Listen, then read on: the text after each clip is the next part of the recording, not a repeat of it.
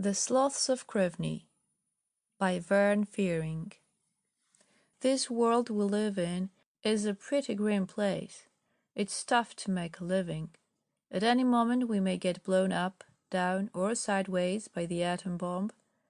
The day after tomorrow may never come. And on top of all this, TV commercials are getting worse and worse.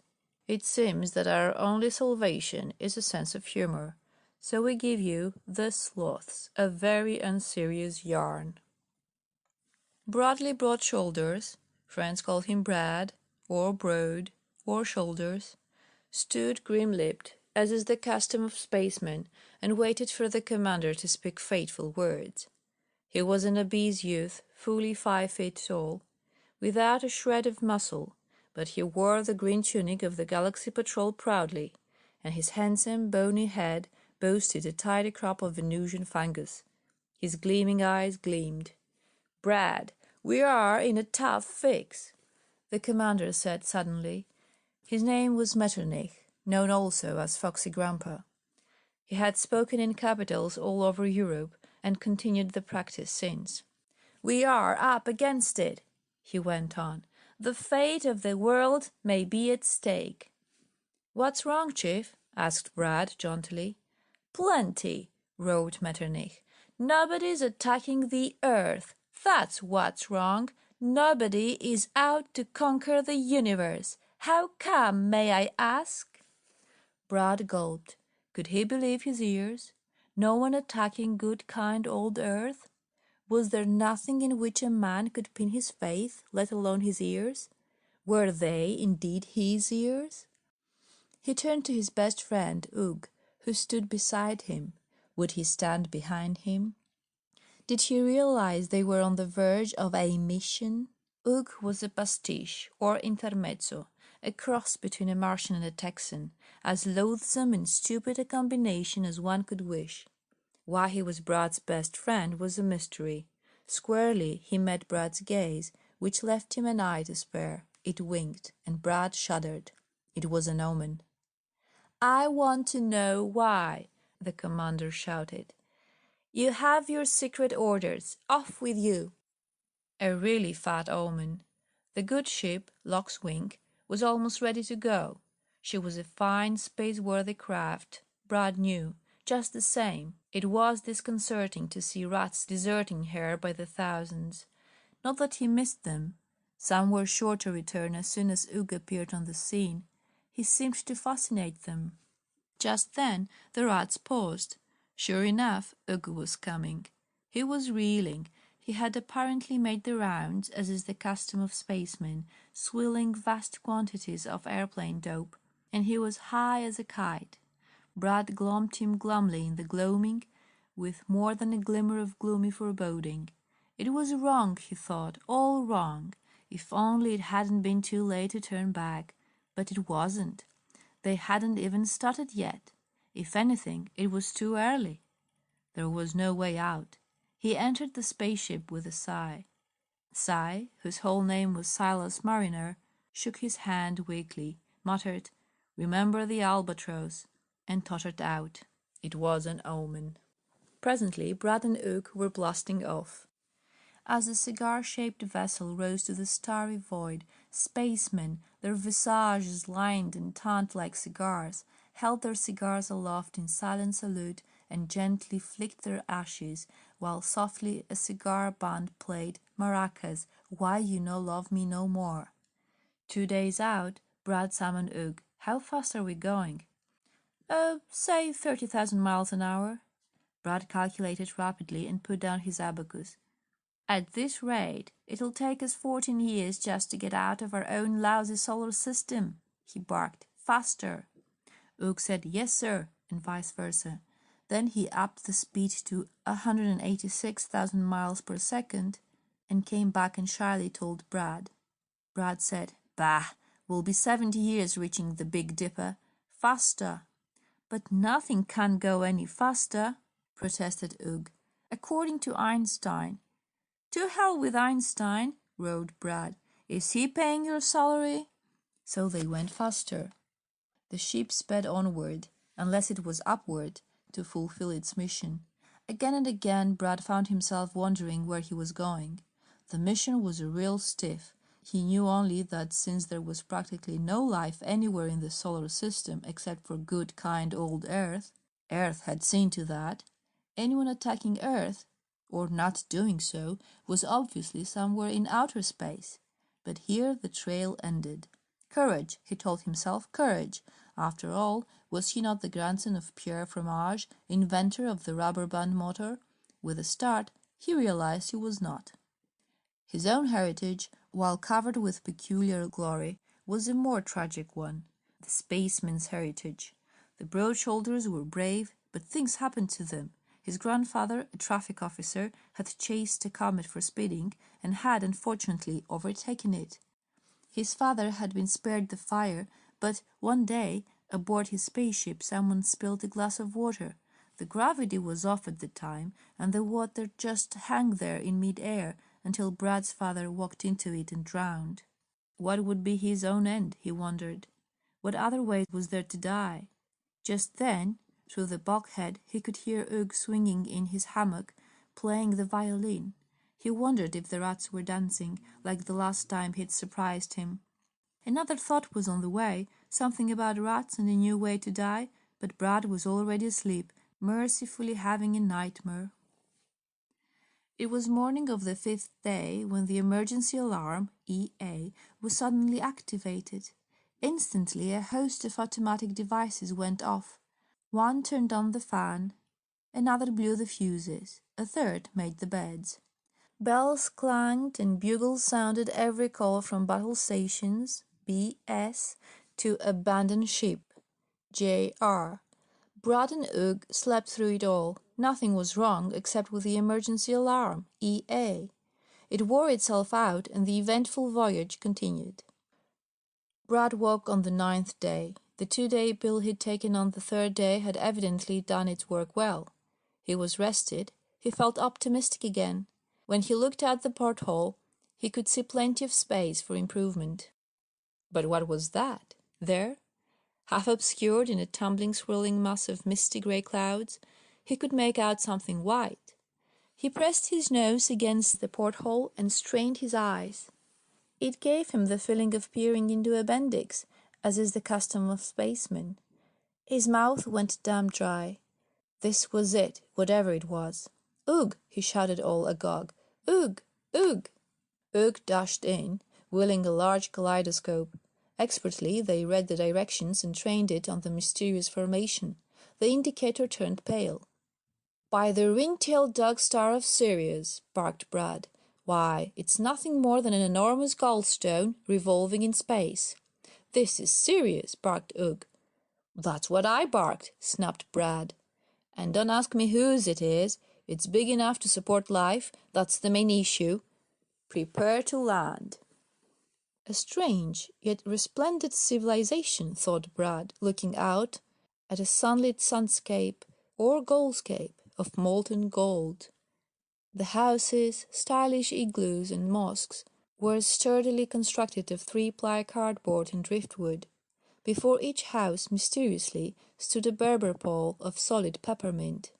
Brad and Ugg bounded out of their ship. The two bounders stood there, encased in heat-resistant Pyrex pants, expecting the natives to make things hot for them. Dumbfounded at the delay, they waited for the attack to commence. It did not. "I never," said Brad presently. "If we needed proof, we've got it. Such a display of indolence is testimony enough that these people are responsible for not attacking Earth. We shall have to use strategy." Swiftly he took off his pants, revealing underneath the red flannel costume of a 17th-century French courtier, complete with powdered wig and falstaff. Ugg ran up a flag emblazoned with the legend, "Diplomacy and Agriculture," then planted beans all around the ship, while Brad postured and danced the minuet. The clever scheme worked beautifully. Soon an old man began circling them on a bicycle, keeping a safe distance. Clearly he was someone of importance, for his long white beard was carefully braided and coiled in a delivery basket on the handlebars. Furthermore, he wore a glowing circlet on his forehead. so that Brad knew he was able to read their minds, if they had any. "How about throwing us a couple circlets?" Brad cried. Instead, the old man, who was hard of hearing, flung them a couple cutlets, which worked even better and had protein besides. Thus fortified, they were escorted to the palace. Some moments earlier, Brad had learned first that Kruvny was the name of this unusual culture, and second, that the High Kruv himself, attended by all his nobles, would see him. Brad had then entered the Kruv chamber, or trapeze room, and he had learned nothing since. It was all true, he told himself. The High Kruv was hanging by his toes from a trapeze, and so were all his nobles. The only difference was that the High Kruv's trapeze was more ornate than the rest. Yes, said Brad to himself, it was all true. He had been shaking and punching his head, and nothing had changed. "I come," he said, "from a faraway land." "Shut up," cried the Kruv. "Who cares?" At this, the old man, who was still on his bicycle, whispered to Brad. "They've all got headaches," he nodded, stroking his beard sagebrushly. "It's all part of a great cosmic error, a tragedy played among the spiral nebulae, to the hollow ringing laughter of the gods. You see, we Sloths are only half the population of Kruvny," he went on. "On the other side of our world live the sidemen, or sad sacks. Legend has it that eons ago the sidemen were mistakenly delivered a cargo of saxophones from Saks Fifth Avenue." The old man's voice was hushed as he added, "They have been practicing ever since." "I see," said Brad. "And that accounts for the headaches here?" "Small wonder," said the old man. "I bless the day I went deaf." "But why do they do it?" asked Brad. "The sidemen?" "They're trying to drive us off on the ranch. The planet, I mean. You see, they claim they made this whole darn goldstone themselves." "Made it?" asked Brad dully. "Uh-huh." The old man spat Mercurian tobacco juice. "Just like on Earth, where myriad minute oceanic organisms pile their skeletons to form coral islands. You see, the sidemen eat radishes, love 'em in fact, but it gives 'em gallstones. They claim this whole world is the collected gallstones of their ancestors." The old man wiped Mercurian tobacco juice from his beard and shoes. "Kind of a hard claim to beat," he opined. "I see," said Brad. "That explains the misty swirling clouds all around this planet, and why it's seldom visible. You follow me?" "Yep," said the old man. "It's gas. Them radishes'll turn on you every time." Suddenly the High Kruv began to sob. "Now you see, don't you, why we haven't attacked Earth? A body can't keep his mind on anything around here. I asked for a few secret weapons, and what did I get?" He was blubbering now. "Oh, I tried. Appropriations and all that. You may be sure we lined our pockets. But after years of stalling, they showed up with 2 weapons they swore were terrible enough to put an end to war. One of them was a water pistol." "I see," said Brad. "And the other?" "A ray gun." Brad's eyes brightened. "A ray gun? May I see how it works?" "Indeed you may." A platoon of maroon dragoons dragged in a queer apparatus. It looked like a medieval cannon, with a Victorian phonograph speaker flaring from its business end. The dragoons ranged around the weapon, keeping their backs to it. One of them clutched the firing lanyard. There was a pause, a brittle silence, then the lanyard snapped. "Ray!" shouted the ray gun. "What was that?" asked Brad. Twice more the lanyard snapped. The ray gun boomed. "Ray, Ray!" "You mean all it does is shout Ray?" asked Brad. "Well, it can also shout Max," said the old man. "Fearful, ain't it?" "Yes," said Brad. He took a piece of old parchment from a breast pocket. "This," he stated, "is the original deed to Manhattan. Notice here on the bottom where it says $24? I'm signing it over to you." He signed with a flourish. "Now you have a legal claim, a crusade, and a nice piece of property. Go get it." "But the headaches!" cried the old man. "Cool, man, cool," said Brad. "I'll mix a bromo." "Is it habit forming?" cried the high Kruvny. "Not a bit," said Brad, mixing it. "Simply take one an hour forever. And now I must bid you farewell." "Wait!" cried the Kruvny. "Don't you want to take my lovely daughter back with you?" Brad looked at her. She was lovely. She had scales, but she was lovely. She had magnificent blonde hair, some of it almost an inch long, none of it on her head, but she was lovely. "Well," said Brad hesitatingly. He had his eyes glued on her. When he took them off, they made a noise like vacuum cups. Flop! "Your mother won't like her," whispered Ugh. "Well," said Brad. He could feel duty tugging inside. Not for him, the pipe and slippers. He was one of Spaceway's men. He would go the spaceman's way off into Wayman's space.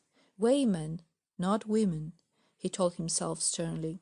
The call of the ether, the vacuous void, the black velvet wastes, the outspread cloak of the universe, dripping with stardust, the undreamt of galaxies, these were the things by which he lived.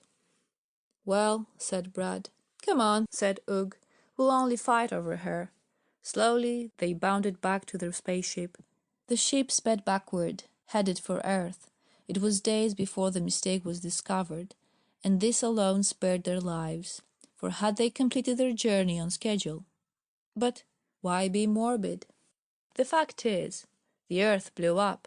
What a sight! The whole thing whirling 1 minute like the globe in Miss Fogarty's geography supply closet, the next minute whammo! "Gee," said Ugh soberly, "guess we're lucky, huh?" "Well," said Brad. He hadn't said anything else for days, but he didn't seem well at all. Funny, he thought. They promise you if you go on working, work hard and don't fool around, don't ask questions, just do your job, everything will come your way. The next thing, they're all dead, and there's nobody to complain to, even. Was it selfish to think of one's career at a time like this? No, he told himself. It was all he knew. The patrol was all that mattered. He did some rapid calculations.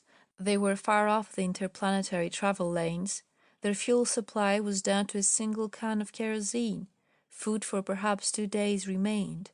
As he listened to Ugh tuning his violin, scarcely audible over the squeakings and squealings that filled the spaceship, he realized that the only solution, the only thing that could save them or the future of Earthmen, was for a shipload of beautiful dames to rescue them within the next 36 hours. He figured the odds against this to be 50 billion to 1, but Brad had fought big odds before. Grim-lipped, he shaved. End of The Sloths of Kruvny by Vern.